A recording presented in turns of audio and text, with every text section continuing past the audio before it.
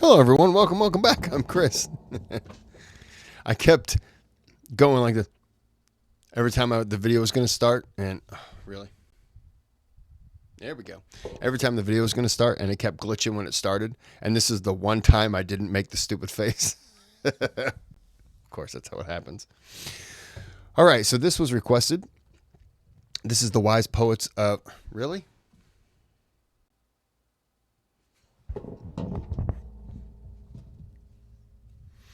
That was the camera.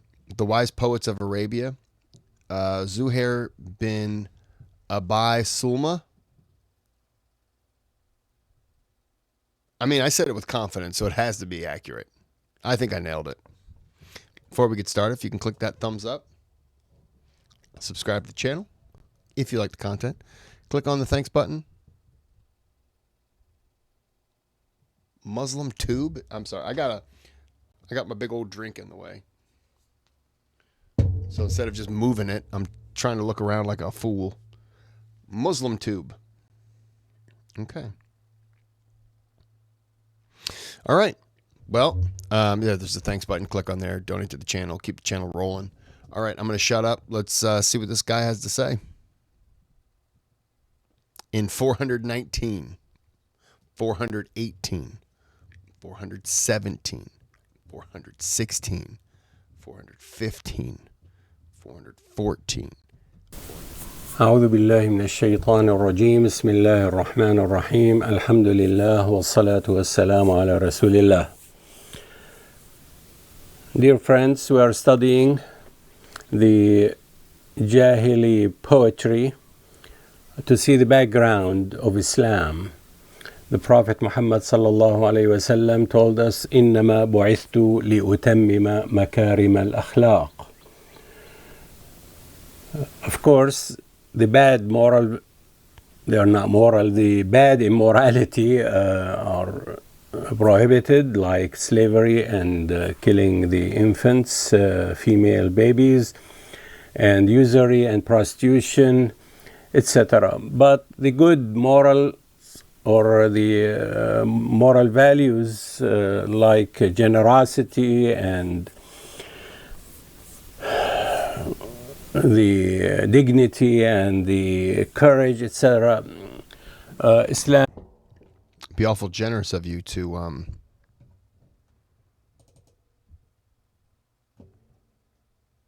all right. Promoted this with some correction, making it not for a show off, making it for the pleasure of Allah subhanahu wa ta'ala, and obeying the commandments of Allah subhanahu wa ta'ala, and being good. And Allah subhanahu wa ta'ala does not order us to do anything but good. Our poet for today is Zuhair ibn Abi Sulma. He is considered one of the greatest of the poets in the Jahiliyyah, in addition to Umru al-Qais and An-Nabi al-Dhubyani. His lifestyle is completely opposite to Umru al-Qais and Tarafa ibn al-Abd.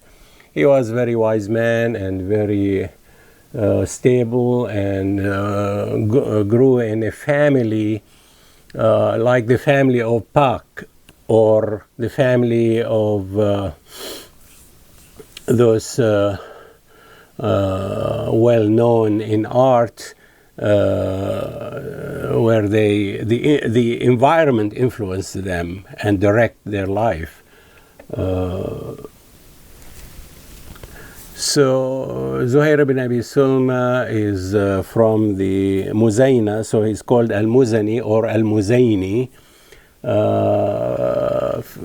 His father is a poet, his uncle, mother's side, is a poet, and his stepfather, Aus ibn Hajar, was a founder of Al-Madrasa Al-Awsiyya in poetry.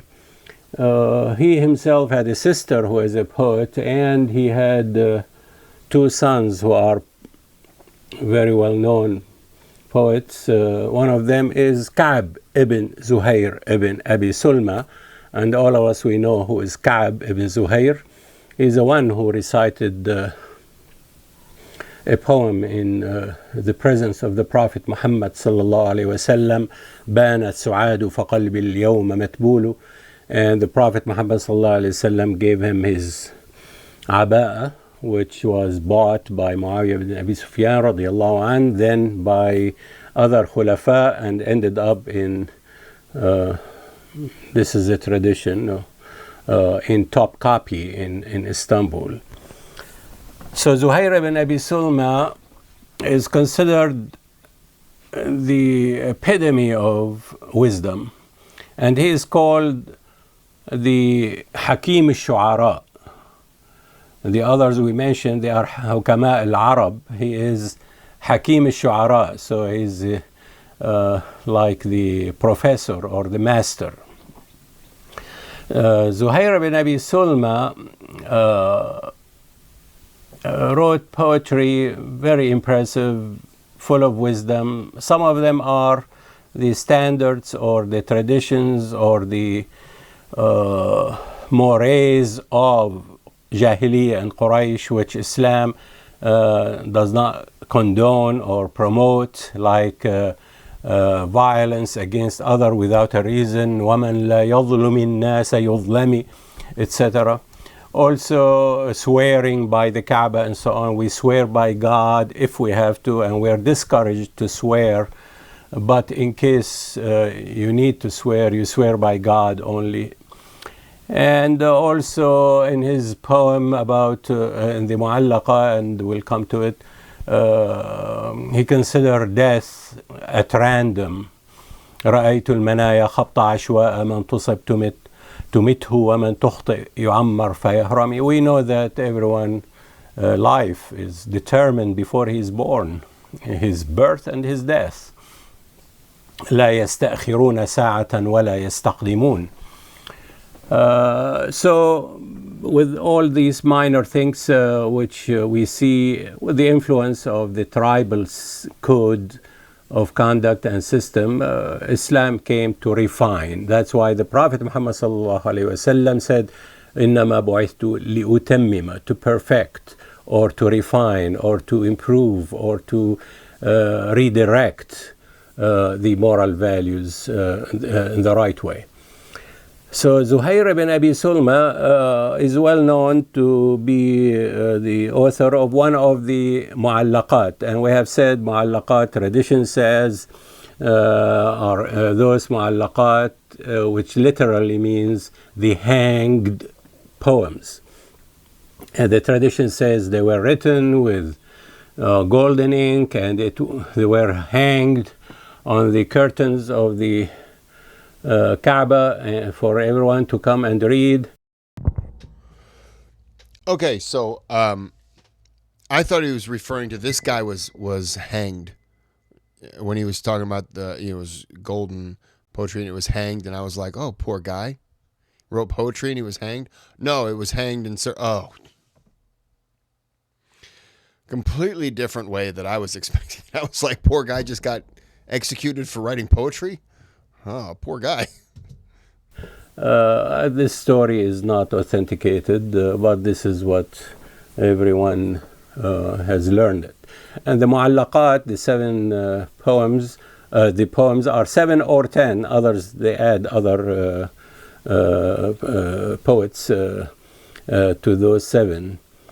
So Zuhair ibn Abi Sulma has a Mu'allaqa, one of those poems, which is probably around 60 lines.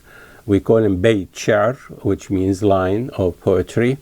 And it is a Qasida Amudiyya, which means the traditional poems. This is in contrast to nowadays poetry, which is depend on Wahdat al-Taf'il. So Wahdat al-Taf'ila. So the Al-Mu'allaqa, which is a column type of poetry, as we have said, it starts by talking about women, most of the time the wife or a girlfriend, or there's no girlfriend, but somebody the poet loves. And sometimes they come to physical description of that woman in many of the poems. Amr ibn Kalthum, we find he described his loved one in details. I mean, and we find Imru al-Qais is very well notorious in describing girls in full details. And we have An-Nabigh al-Dhubyani. He described the wife of An-Nu'man, the king of Al-Hira. Almost he lost his life because of that, Al-Mutajarrida. Even Ka'b ibn Zuhair, his poem, Banat Su'adu, also Su'ad is a girl.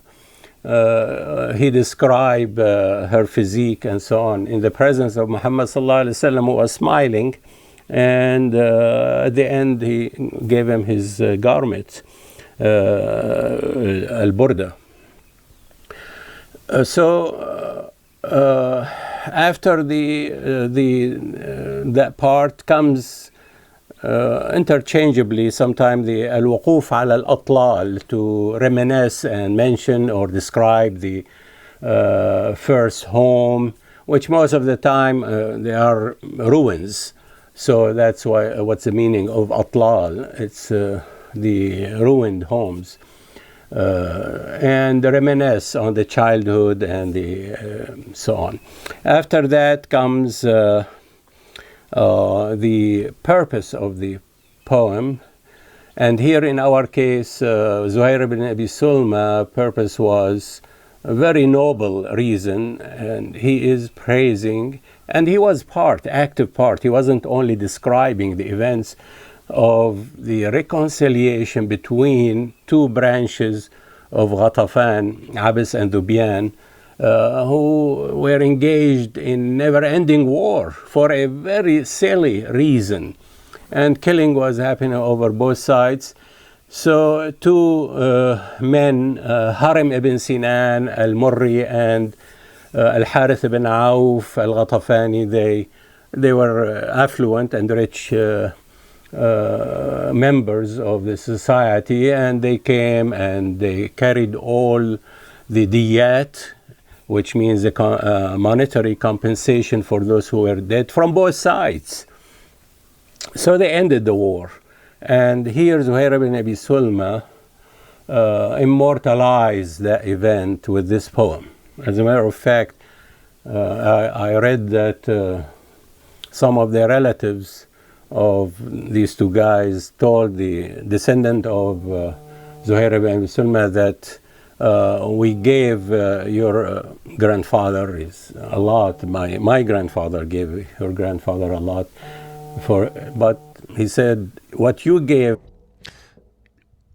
I'm only probably understanding about 25% of what he's saying. So I haven't commented because I'm not quite understanding. He mentioned a bunch of names, which I couldn't tell you any of them.